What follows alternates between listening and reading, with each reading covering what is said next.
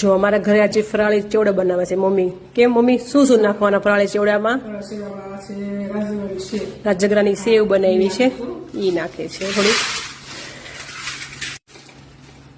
હવે નાખશો આ તળેલો લીમડો છે એ નાખશે. આ છે તળેલા કાજુ અને તળેલા દાણા, સિંગદાણા અને કાજુ એ નાખશે. એને મિક્સ કરવાનું.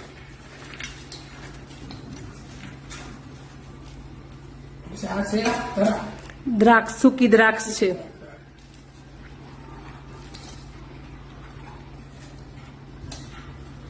અને આ છે બટાકાનું સીણ.